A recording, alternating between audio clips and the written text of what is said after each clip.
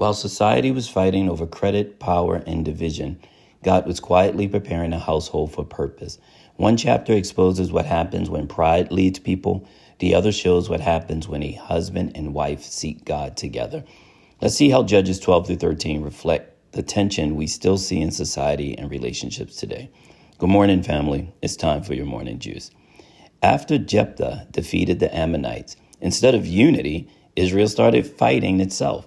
The tribe of Ephraim, another tribe within Israel, became angry because they wanted recognition connected to the victory.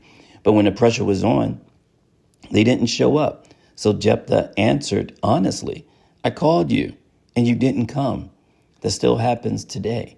Some people want the applause, the platform, the testimony, and public connection to success without helping carry the pressure, sacrifice, burden, or the responsibility. In other words, they want to celebrate the victory without ever surviving the struggle.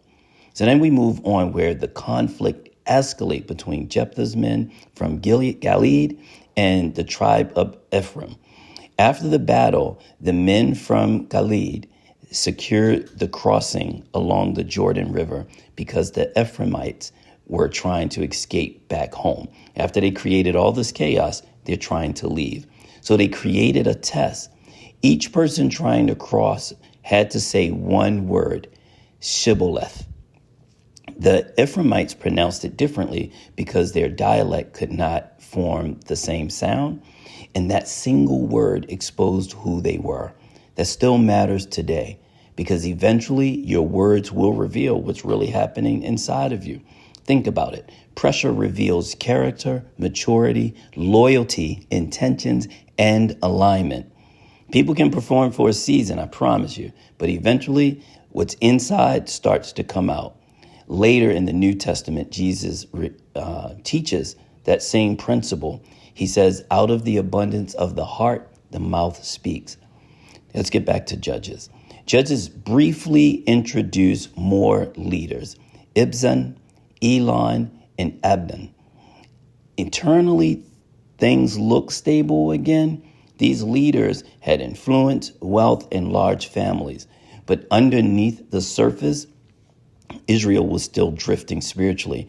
And that's dangerous because people often mistake external success for spiritual health. Sorry about that.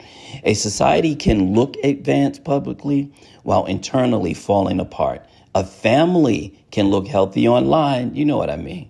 All the posts showing how connected they are, while privately they are completely disconnected. The story shifts completely in chapter 13.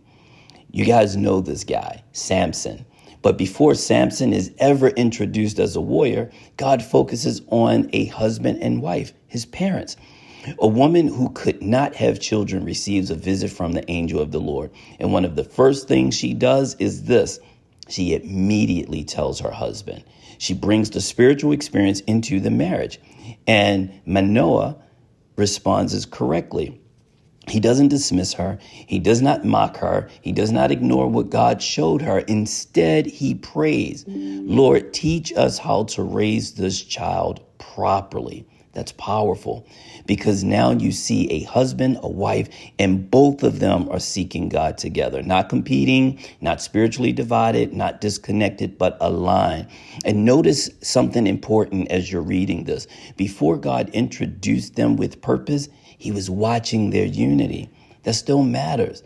Many people want the blessing, the calling, the platform, and promise, while all the time they're ignoring the conditions of their household. Scriptures keep showing us God cares about alignment, family, inside the house. Manoah did not ask, will he become famous? Will he become rich? Instead, he asked, how should this child live? This means what value should guide him? What kind of life honors God? That's real leadership. And he knew that was the reason they were having a child, is that God had a special plan. Manoah asked the angel of the Lord his name, and the answer will surprise you. He said, it's beyond your understanding, meaning God cannot always be reduced to human logic. Sometimes obedience comes before complete understanding. Keep in mind, Judges will continue to keep exposing us to the same warning. Compromise destroys people slowly through pride, division, spiritual drifting, and culture. Through small compromise, people ignore.